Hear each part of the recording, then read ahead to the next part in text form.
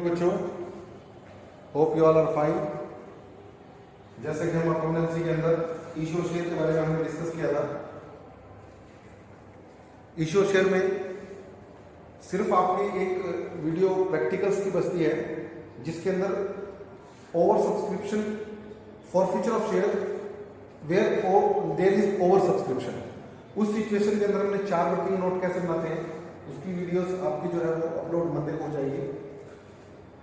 उसके बाद अब हम एक नया टॉपिक इशू डिवेंचर उसके बारे में डिस्कस करेंगे, क्योंकि अब आपके पास जो रिडम्पशन ऑफ डिवेंचर का टॉपिक है वो इस ईयर के लिए डिलीट कर दिया ऐसी वैसी ने, तो हमने इशू डिवेंचर के बारे में डिटेल में डिस्कस करना है। इशू डिवेंचर में ही how to issue debentures and redemption of debenture, उनके बारे में इशू एंड रिडम्पशन के बारे में हम हल्का सा उसी के अंदर हम थोड़ा सा डिस्कस कर लेंगे। तो उसी टॉपिक को शुरू करते हुए सबसे पहले हम डिवेंचर्स के बारे में डिस्कस करेंगे बेटे। जैसे कि आपको पता है जो शेयर्स हैं, शेयर्स 2 टाइप के इशू किए जाते हैं, इक्विटी शेयर्स और प्रेफरेंस शेयर्स।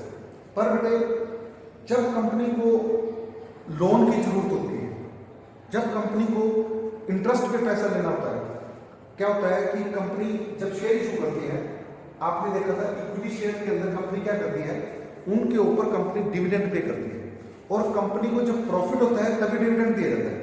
और आपने ये भी देखा था उसमें जो उसकी रीपेमेंट है वो सिर्फ और सिर्फ जब कंपनी वाइंड अप होती है, उसी सिचुएशन में उसकी जो है कंपनी जो है उसको उनकी पेमेंट करती है। अगर कंपनी को कुछ टाइम के लिए पैसा चाहिए तो कंपनी प्रेफरेंस शेयर्स भी इशू कर देती है, पर उसमें भी कुछ डिफरेंसेस थे। उसके अंदर क्या होता है कि शेयर होल्डर जो है वो प्रेफरेंस शेयर्स खरीदने में ज्यादा इंटरेस्टेड नहीं होते, ज्यादा वो जो है डिवेंचर्स में, क्योंकि डिवेंचर्स एक अलग कैटेगरी है। डिवेंचर्स के अंदर डिवेंचर क्या है, it is a type of loan. ये एक टाइप का लोन है which is taken by the company and on this loan interest eight the rate of fix rate. किसी भी एक फिक्स रेट पे इंटरेस्ट कंपनी को पे करना ही करना पड़ता है। कंपनी हैज टू पे interest on these loan eight fix rate even if the company is facing loss. अब डिवेंचर्स पे जो इंटरेस्ट है कंपनी को वो पे करना ही पड़ेगा, चाहे कंपनी को प्रॉफिट हो चाहे कंपनी को लॉस हो। दूसरी सिचुएशन क्या थी कि जो डिवेंचर्स हैं वो एक after specific period of time उनकी कंपनी को रीपेमेंट करनी पड़ती है। और डिवेंचर्स की एक सबसे बड़ी खासियत क्या होती है, जब शेयर्स इशू करती है कंपनी को कंट्रोलर ऑफ कैपिटल इशू से परमिशन लेनी पड़ती है, जबकि डिवेंचर्स जब इशू करेगी तो कंपनी को अपनी फिक्स एसेट्स मॉर्टगेज करनी पड़ती है। उस जितने का लोन कंपनी ले रही है उतने ही फिक्स एसेट कंपनी को जो है एज मॉर्टगेज कंपनी को जो है वो रखनी पड़ती है। और ये जो फिक्स एसेट रखी जाती है ये ट्रस्ट डीड होती है, ट्रस्ट डीड। उस ट्रस्ट डीड के अंदर जो है ये इसके कागजात रखे जाते हैं। कंपनी जब तक उन डिवेंचर्स की रीपेमेंट नहीं कर देती तब तक उनको जो है वो कंपनी उन एसेट्स को जो है उनको सेल नहीं कर सकती। अब उस सिचुएशन में क्या होता है कि ट्रस्ट डीड क्या होती है, पहले ट्रस्ट डीड के बारे में समझो। ट्रस्ट डीड में क्या होता है, एक ना जैसे बैंकर्स होते हैं, कुछ डिवेंचर होल्डर्स होते हैं, उनको ना उनके पास कंपनी जो है अपने फिक्स एसेट के जो पेपर्स हैं वो रख देती है। और अगर in any situation company is not able to repay interest और लोन, उस सिचुएशन में ट्रस्ट डीड क्या करेगी, वो कंपनी की सारी एसेट्स को जो है बेच देगी। और उन एसेट्स को बेच के जो पैसा कंपनी के पास आएगा, ट्रस्ट डीड के पास आएगा, ट्रस्ट डीड क्या करेगी, उसमें से उन डिवेंचर होल्डर्स का इंटरेस्ट और लोन की रीपेमेंट करके जो फालतू पैसा बचेगा वो कंपनी को वापस दे देगी। कंपनी जो ये ट्रस्ट डीड है ये फेयरली काम करती है, ये मतलब कंपनी के लिए काम करती है और ना ही डिवेंचर होल्डर के लिए, जो सही है वो काम करती है। तो उस टाइप की एक ट्रस्ट डीड जो है बनाई जाती है जिसमें ये कागजात जो है वो रखे जाते हैं।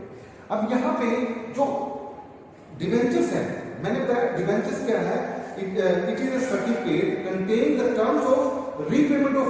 अब डिवेंचर्स क्या है, जैसे डिवेंचर एक टाइप का ना सर्टिफिकेट है जिसके अंदर रीपेमेंट का जो डेट है वो लिखी होती है इसमें, क्योंकि इनकी जो रीपेमेंट की डेट है वो स्पेसिफिकली इशू के टाइम ही मेंशन कर दी जाती है।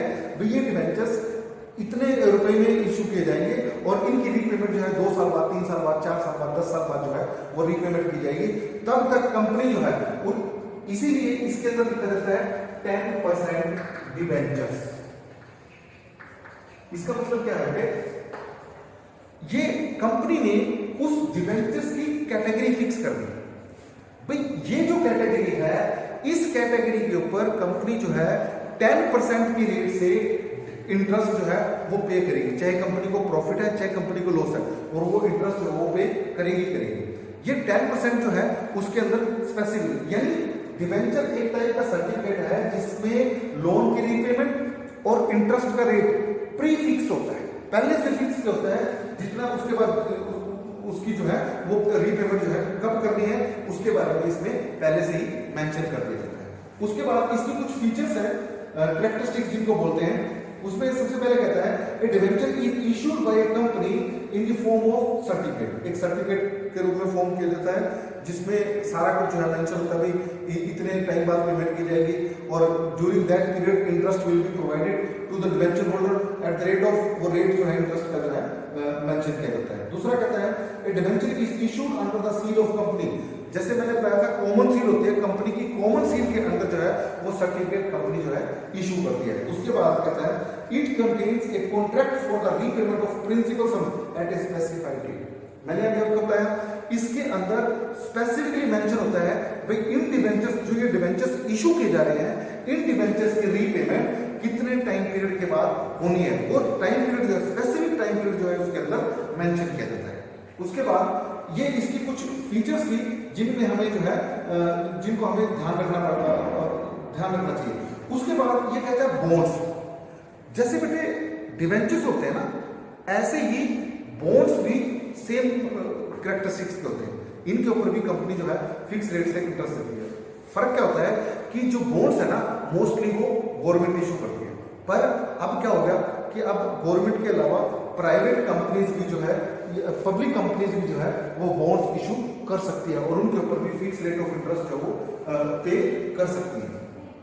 तो ये कुछ चीजें आपको डिबेंचर्स के बारे में पता होनी चाहिए। अब यहाँ पे अगर हम बात करें डिबेंचर्स और शेयर्स, दोनों में डिफरेंस क्या है? देखिए जो शेयर्स है उनकी repayment at the time of binding of the company उस टाइम की जाती है, जबकि डिबेंचर्स की payment after a specific period of time की जाती है। इक्विटी शेयर्स पे कंपनी डिविडेंड पे करती है और डिविडेंड भी तब देती है जब कंपनी को प्रॉफिट होता है। अगर कंपनी को प्रॉफिट नहीं होता तो no dividend will be given to the share holder. पर जो डिवेंचर होल्डर्स हैं उनके ऊपर कंपनी को फिक्स रेट से इंटरेस्ट पे करना ही करना पड़ता है, even if the company is facing loss. चाहे कंपनी को लॉस भी हो जाए तब भी उसको जो है इंटरेस्ट पे करना पड़ता है।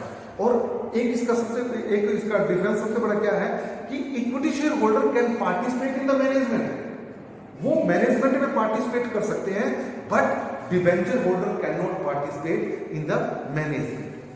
डिवेंचर होल्डर को इंटरेस्ट मिलता है, इक्विटी शेयर होल्डर को डिविडेंड मिलता है। तो अगर आपके पास कोई इनके डिफरेंसेस के बारे में पूछे तो ऐसे इसके 4-5 पॉइंट आपको जो है वो ध्यान होने चाहिए। उसके बाद बात आती है टाइप्स ऑफ डिवेंचर्स। अब कंपनी जो है ये अलग अलग टाइप के डिवेंचर्स जो है इशू करती है। एक होता है सिक्योर डिवेंचर।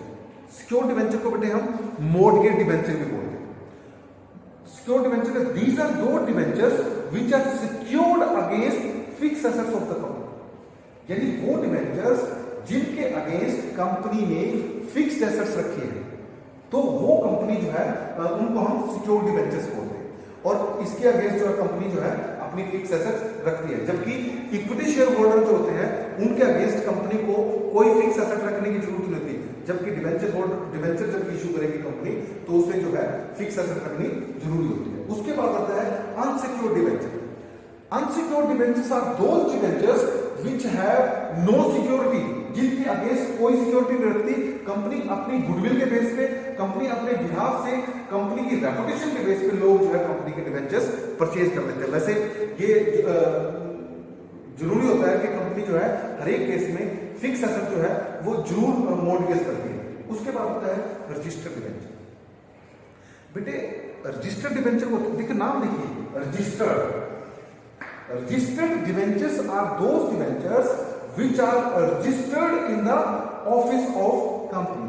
यानी जिन डिबेंचर्स होल्डर को वो डिबेंचर्स कंपनी ने इशू किए हैं, उन डिबेंचर्स होल्डर के नाम कंपनी के रजिस्टर के अंदर लिखे होते हैं और जो उनका इंटरेस्ट है वो उन्हीं के खाते में ऑटोमेटिकली जो है एनईएफटी जो है उनकी हो जाती है, उन्हीं को मिलता है, उनको हम रजिस्टर्ड डिबेंचर बोलते हैं। यानी these are those debentures which are to be written in the registered office, या रजिस्टर्ड जो कंपनी ऑफिस के अंदर जो रजिस्टर है उसके अंदर जिनके नेम एड्रेसेस जो लिखे होते हैं उनको हम रजिस्टर्ड डिबेंचर बोलते हैं। उसके बाद होता है बियरर डिबेंचर। बियरर डिबेंचर क्या होते हैं? बियरर डिबेंचर हमारे वो डिबेंचर्स होते हैं, जैसे बियरर चेक होता है ऐसे ही बियरर डिबेंचर होते हैं। जो ये डिबेंचर सर्टिफिकेट होता है, जो रजिस्टर्ड डिबेंचर है उनको उस सर्टिफिकेट पे तो उसका नाम लिखा होता है जिसको डिबेंचर इशू किए होते हैं, और जो बियरर डिबेंचर होता है इन पे नाम नहीं लिखा होता, ये ब्लैंक होते हैं, और जिसके हाथ में वो डिबेंचर्स होते हैं ना उसी को वो डिबेंचर्स उसी के होते हैं, वही उनकी जो है इंटरेस्ट ले सकता है, वही उनकी जो है रीपेमेंट ले सकता है। उसके बाद होते हैं रिडीमेबल डिबेंचर। रिडीमेबल डिबेंचर्स क्या होते हैं? These are those debentures which can be redeemed और repaid after a specific period of time. जो उसमें टाइम पीरियड भी होता है 2 साल, 4 साल, 5 साल, 10 साल, 20 साल, जब उनको हम एक स्पेसिफिक पीरियड ऑफ टाइम के बाद जब उनकी पेमेंट करते हैं तो उनको हम रिडीमेबल डिबेंचर्स बोलते हैं। इरिडीमेबल डिबेंचर्स कौन से होते हैं? इरिडीमेबल डिबेंचर्स हमारे वो डिबेंचर्स होते हैं जिनकी जो रीपेमेंट है वो कंपनी के वाइंडिंग अप के टाइम में होती है, उससे पहले उन डिबेंचर्स की रीपेमेंट नहीं, उनको हम इरिडीमेबल डिबेंचर्स जो है बोलते हैं। और उसके बाद ये कहते हैं कन्वर्टेबल डिबेंचर। ये बेटे कन्वर्टेबल डिबेंचर बहुत इंपॉर्टेंट है, आगे जो रिडम्पशन ऑफ डिबेंचर है उसमें कन्वर्टेबल डिबेंचर्स को ही जो है मोस्टली जो है उसमें उनकी पेमेंट जो है रीपेमेंट जो है वो कैश में नहीं की जाती, बल्कि क्या करती है कंपनी उसके बदले में या तो न्यू शेयर इशू कर देती है या न्यू डिबेंचर इशू कर देती है या उनको जो है प्रेफरेंशियल, मतलब जो वो कंपनी उनको ऑप्शन देती है। और ये जो ऑप्शन है ध्यान रखना बेटे, ये ऑप्शन इशू के टाइम ही बताई जाती है।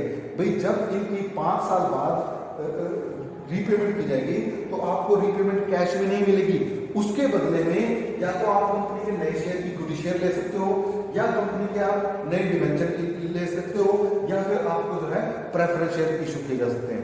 अगर आपको वो कंडीशंस, वो सारी फॉर्मेलिटीज मंजूर है तब भी आप इन शेयर्स को जो है इन डिबेंचर्स को जो है परचेज कर सकते हो, इन डिबेंचर्स में जो है इन्वेस्ट कर सकते हो, नहीं तो करने की जरूरत नहीं है। वो ऐसे डिबेंचर्स को हम convert which can be converted into new shares, new debentures or preference shares after a specific period of time। एक specific period of time के बाद जिनको हम कन्वर्ट कर सकते हैं वो हमारे कन्वर्टेबल डिबेंचर्स के अंदर इंक्लूड किए जाते हैं। तो ये कुछ इसकी थ्योरी पोर्शन है, इस थ्योरी पोर्शन को आपने जो है इसके अंदर ध्यान रखना है। उसके बाद जब कंपनी शेयर्स डिबेंचर्स इशू करती है तो ध्यान रखना है, इसके प्रैक्टिकल्स में हम ज्यादा कौन करेंगे, बाकी के प्रैक्टिकल्स इसको उसमें जो है थोड़ा सा ध्यान रखना। जब कंपनी डिबेंचर्स इशू करेगी तो हम एंट्री किस प्रकार से करेंगे, सेम वैसे ही जैसे पहले की करती थी, जैसे हम शेयर्स की तरह एंट्री करते थे, सेम वैसे ही इसकी एंट्री की जाएगी। जब कंपनी डिबेंचर्स इशू करेगी और कंपनी जो है डिबेंचर्स को भी जो है इंस्टॉलमेंट में मंगवा सकती है, यानी कुछ पैसा एप्लीकेशन पे, डिबेंचर एप्लीकेशन जिसको बोलते हैं, डिबेंचर एप्लीकेशन अकाउंट, फिर डिबेंचर अलॉटमेंट अकाउंट,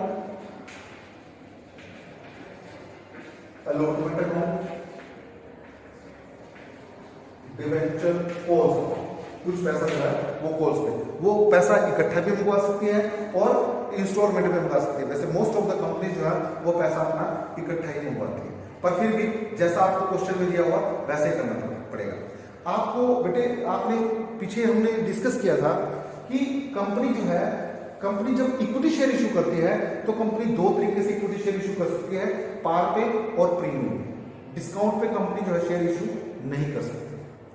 जबकि बेटे जो डिबेंचर्स हैं उनको भी पार पे, प्रीमियम पे और डिस्काउंट पे, तीनों तरीके से जो है इशू किया, यानी डिबेंचर जो है वो डिस्काउंट पे इशू किए जा सकते हैं। और इसमें ध्यान रखना बेटे, इसका जो डिबेंचर का रेट ऑफ इंटरेस्ट है, डिबेंचर जो है वो 5% कम, ज्यादा से ज्यादा 5% के डिफरेंस में जो है डिबेंचर्स इशू किए जा सकते हैं। तो इस चीज का आपको जो है ध्यान रखना पड़ेगा। और जब कंपनी जो है, जैसे जब कंपनी को एप्लीकेशन मनी मिलती है तो हम उसके से वही एंट्री पास करेंगे, हम एंट्री पास करेंगे bank account debit to debenture application.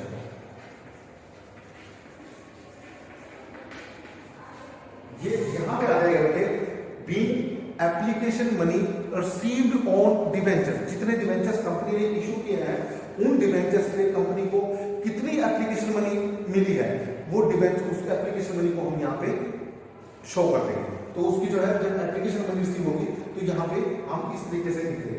अब यहाँ पे आपको ध्यान रखना है, अगर डिबेंचर्स की आपको स्पेसिफिक कैटेगरी दी हुई है, मान लो कहता है 10% डिबेंचर इशू करे कंपनी, तो यहाँ पे आप उसकी कैटेगरी स्पेसिफिकली मेंशन करोगे टू 10% डिबेंचर अकाउंट। यहाँ पे जब इंटरेस्ट पेमेंट की बात आएगी तो आपके लिए यह अंडरस्टूड है कि इन डिबेंचर्स पे, इन कैटेगरीज पे, जो इन कैटेगरीज के डिबेंचर्स पे जब इंटरेस्ट पे किया जाएगा वो 10% की रेट से जो है इंटरेस्ट पे किया जाएगा।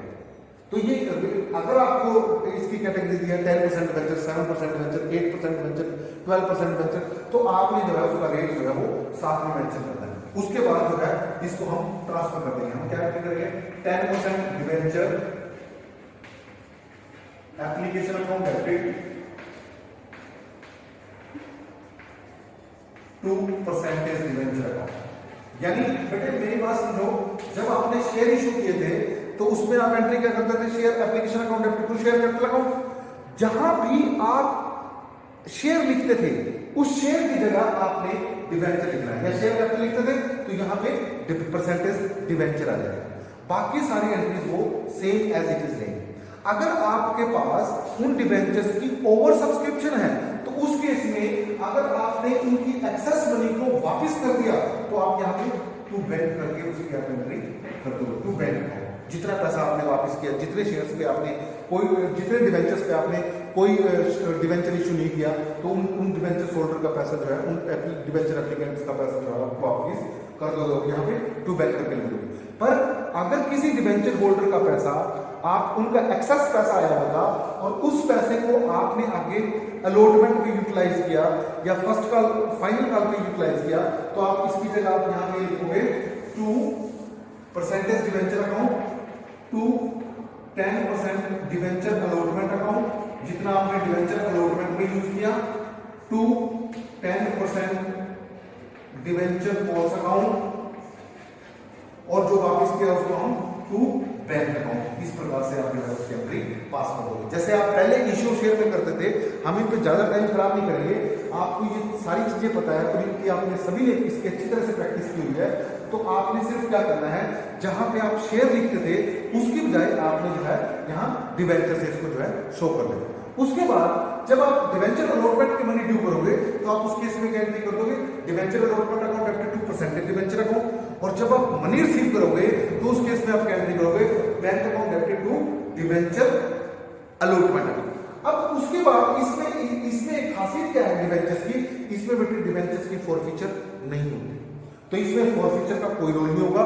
सिंपल हमने डिबेंचर्स को जो है अमाउंट जो है वो ट्रांसफर करना है। इस तरीके से आपने जो है इनके जो डिबेंचर्स के जो क्वेश्चन है, वो डिबेंचर्स के जो शुरू के क्वेश्चन है जिसके अंदर जब डिबेंचर्स इशू किए जाते हैं और कुछ पैसा एप्लीकेशन पे, कुछ पैसा अलॉटमेंट पे और कुछ पैसा जो है कॉल्स पर मंगाया जाता है, तो वो सारे ट्रांजैक्शन जो है वो जैसे आप शेयर कैपिटल के अंदर इक्विटी शेयर इशू करते थे उस टाइम जो एंट्री करते थे, सेम वैसे ही आपने ट्रांजैक्शन जो है इनकी करनी है। और ये आपके जो है कम से कम 7-8 क्वेश्चन जो है वो हो जाएंगे और ये क्वेश्चन जो है आप इसको आसानी से कर सकते हो।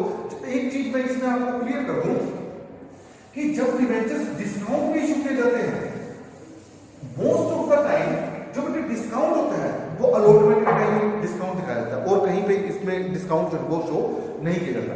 तो जब डिस्काउंट पे डिबेंचर इशू किए जाएंगे तो उस केस में हम क्या करेंगे, जैसे मान लो अलॉटमेंट में डिस्काउंट था तो जब ड्यू करेंगे, ड्यू के टाइम उसको अमाउंट को दिखाएंगे, क्या करेंगे 10% debenture allotment account debit, allotment account debit, discount on issued debenture account debit, debenture account debit 2% 10% debenture account to 10% debenture account.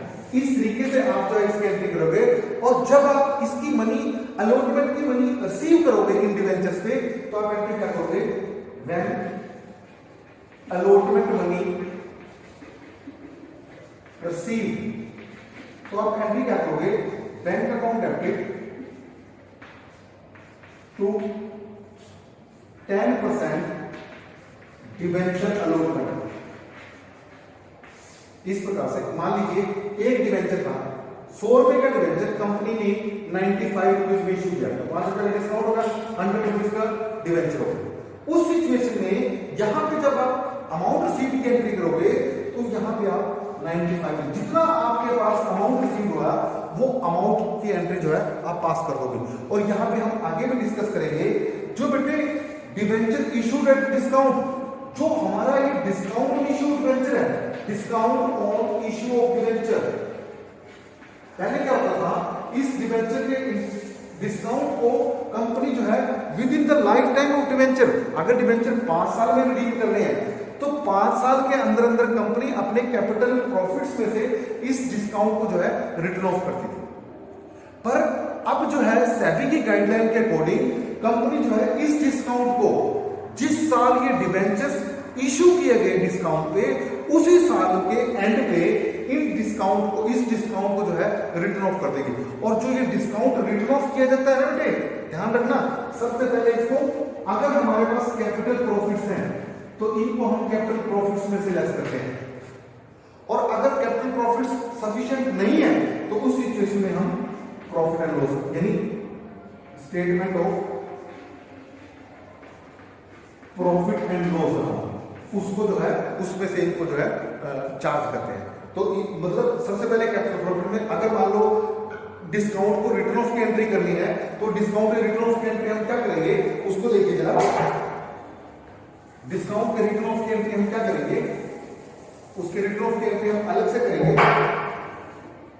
क्योंकि जब डिस्काउंट दिखाया जाता है तो डिस्काउंट लॉस होता है, तो उस लॉस को हम डेबिट में दिखाते थे, क्या एंट्री करते थे, debenture allotment account debit, discount on issued debenture account debit 2% debenture account, discount debit हो गया। अब इस डिस्काउंट को हमने रिटर्न ऑफ करना है, तो हम क्या करेंगे, कैपिटल प्रॉफिट्स अकाउंट डेबिट, क्योंकि मैंने कहा सबसे पहले कैपिटल प्रॉफिट्स में से इसको करना है। उसके बाद अगर वो अमाउंट सफिशिएंट नहीं है, यानी डिस्काउंट ज्यादा है और कैपिटल प्रॉफिट कम है, तो उस सिचुएशन में हम statement in profit and loss account debit to discount on issue debenture, discount on issue of debenture account, इससे हम जो है उसकी एंट्री पास करेंगे। मान लीजिए डिस्काउंट जो है वो आपका 500 रुपए का था, एग्जाम्पल से तो मान लीजिए डिस्काउंट आपका 500 रुपीज का था और आपके पास कैपिटल प्रॉफिट 300 रुपीज का था, तो अगर आपके पास कैपिटल प्रॉफिट 500 रुपए का ही है, तो आप क्या करोगे, 500 और 500, दैट्स ऑल। पर आपके पास अगर कैपिटल प्रॉफिट सफिशिएंट नहीं है, तो उस केस में जितना कैपिटल प्रॉफिट है वो बाकी का प्रॉफिट लॉस से और टोटल डिस्काउंट को जो है उस साल के एंड पे जो है उसको रिटर्न ऑफ कर दोगे। तो मतलब डिस्काउंट की एंट्री जो है, डिस्काउंट जो है वो डिवेंचर्स का डिस्काउंट जो है वो इस तरीके से आपने जो है रिटर्न ऑफ करना है, इस चीज का आपने ध्यान रखना है। नेक्स्ट उसके अंदर हम कंसिडरेशन अदर देन कैश के बारे में डिस्कस करेंगे। Thank you.